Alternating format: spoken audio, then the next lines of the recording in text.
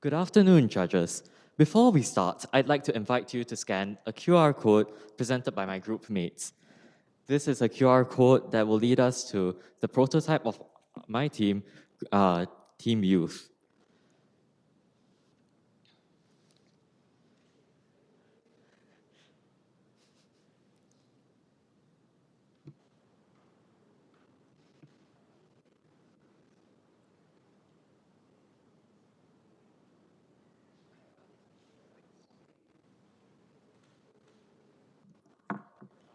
Is everybody on board? All right. Before we begin and start, before we begin, we will start with a short story. One rainy day, four animals went to a cave to play, but in it lay a cranky bear. Three of them dressed him up, thinking he would feel better, but he just got angry. All he wanted was some sleep. The last of the bunch, the sheep, shaved its wool and made from it a pillow. This pleased the bear, and the four animals were allowed to stay. The takeaway from this is that listening carefully to our friends' needs is necessary in supporting them. Imagine how much better all our friends would feel if we could support our friends the same way the sheep supported the bear. But how would we spread this important message to others? This is our challenge statement. And to tackle it, we first had to define our target audience. We chose youths in pre-university as they were exposed to multiple similar stress factors, such as school examinations and parental pressure. The presence of COVID-19 exacerbated these stresses and made supporting others more challenging logistically. We have done some research on our target audience and crafted a user persona modeled after them. We also collected primary data through a Google survey. The majority of respondents were not confident in supporting their peers. We then looked into peer support network programs in schools and IHLs, which we believed should have equipped youths with peer supporting skills. However, we found that a similar proportion believed school peer support programs to be ineffective, and external courses were not frequented by this age group. The psychological and emotional benefits of sharing experiences has been researched, yet why was it so underutilized? This led us to look deeper into the gaps present. From our research, we have discovered two gaps. The first is that people are unwilling to share, with the fear of being stigmatized being one crucial factor. The second is that people are unable or unwilling to help, for reasons such as the lack of self-efficacy. To tackle these interconnected constraints, we have devised an integrated solution. Our solution is to utilize a mobile application to enable youths to support and seek support from others. Addressing the first gap, we have developed an anonymous share and reply system to mitigate social stigma. Moving on to the second gap, in order to educate those who lack the skills to peer support effectively, we are in the midst of developing educational courses. These educational courses are gamified and scenario-based, teaching users how to peer support effectively. All right, as for our progress to date, let's skip all of this long-winded talk and delve straight into the prototype. So our group has already created a prototype, and before you is a demo of it. In it, there are four main pages. The profile page, which is inclusive of their avatars and pins, which act as incentive for them to continue playing the game.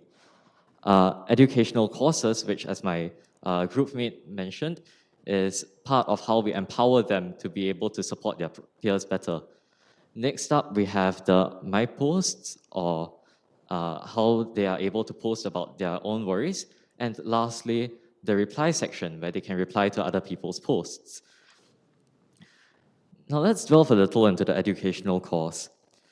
Right now, we've already developed the first stage of the introductory course, and this we intend on spanning through 5 stages.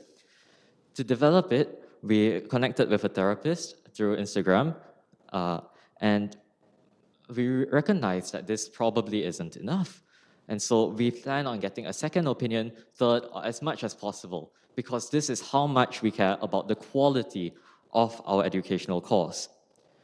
As for the coding aspect, we have also coded the first stage of the introductory course, but due to due to technical difficulties, we were not able to show it.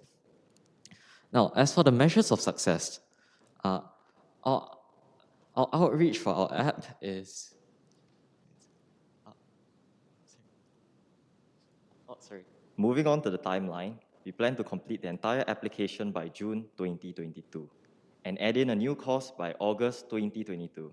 In order to fund the maintenance of the application, we are hoping to implement a subscription plan by October. Sorry about that. Moving on to our measures of success. The first measure is the number of downloads, and as this indicates the outreach of our app. We intend on hitting a number 1,000 because we want to settle into a nice little niche whereby people are familiar with those in the community. And however, of course, the more people there are, the better it is. And it'll even expedite our community growth. Next up is the quality of help, which we intend on getting through surveys on like whether or not the educational course was useful. This ties into our budget, whereby there are database costs, which involve the database, of course, and also putting the app up onto the Play Store. However, there are ideally no developmental or hiring costs because those, well, three of us being able to code, are more or less settled. The next part is our advertising through social medias, ideally through Instagram and TikTok. And last but not least, we intend on hiring more mental health professionals, or even not limited to just that, but in their respective fields in order to maximize the value of our courses.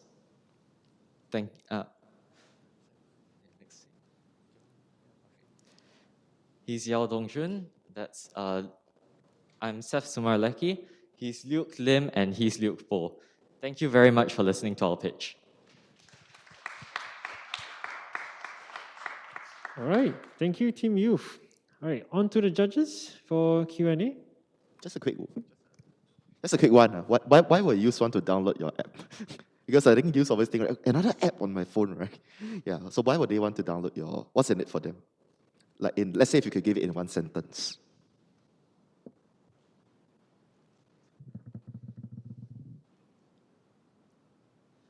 This helps, okay, in one sentence, it would be because it connects youths who want to support others and who want to seek support to one another. However, we'd like to push the fact that it's actually far more than just that, because this is really an interconnected problem, as we've mentioned. The fact that people are having trouble sharing is because of a multitude of factors, such as social stigma, or worry that they may not get the right support, or maybe even fear of letting their emotions out to others. And so by educating people, we also provide them a safe space where they know these people can help me, these people can relate to me, and they'll give me actual proper advice. Similarly, for those who want to help others, they know that this is a place where they can improve their skills, but, well, that doesn't really have any difference to normal peer support lessons, right? Our app also has the share and reply feature, which makes them immediately able to put their skills in practice. This allows them to build on their self-efficacy and self-confidence when supporting their peers. And this will ideally translate into real life, where they are then able to bring this newfound self-confidence to help those directly around them. Thank you. I find that being able to press a button to understand your concept very useful. In your description, did you say what's the age group that you're targeting? We didn't specify exactly an age group because we recognize that in polytechnics and perhaps even sometimes the secondary 5 students, they may be of varying age levels. So we decided to set it according to education level instead. Pre-university is the is a really crucial time in a lot of students' lives because not only are they trying to find out what they even want to do in life, but they're also bombarded with so many talks about the future, so much worry, anxiety. And this is where the bulk of mental health problems, in our opinion, does develop. While research shows that that adults actually have more mental health issues, there is also a possibility of underdiagnosis, and not to mention, even if there is an underdiagnosis, our app isn't targeting those who are mentally ill. Instead, we are trying to mitigate that as much as possible as well. Thank you. Thanks. I think it's nice to have a mock-up of the prototype. How do you decide on what content to put up there, right? I know you mentioned on your slide that you plan to recruit consultants and so on, right? But what about from the community itself, right? Any points to share there? Okay. For what educational courses we intend on rolling out, beforehand, I decided to go into this with a plan to track the life of a JC student, not really because, well, JC was unique or anything, but just simply because I thought that that would be something I'm very close to, and thus I'd be able to have a better grasp of being a JC student myself. So first, we'd be rolling out the empathy course, as a complementary course to boost their ability in peer supporting. Next, we'll dole out an anxiety course in lieu of the A-level examinations, and then a course to deal with potential negative thoughts to the point of perhaps even depression. Please bear in mind that this is by no means a way for them to diagnose their friends or as a form of, because we believe that there are actual therapists there for that reason. Following that, there would be the transition to NS, so a relationships and friendships course. But all of these are really just tentative because we care the most about the feedback from our users.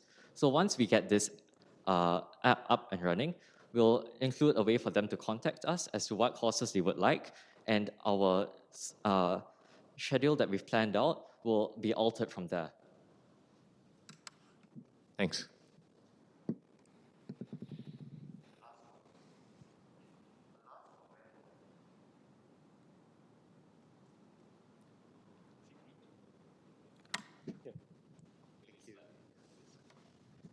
Maybe they don't want me to comment.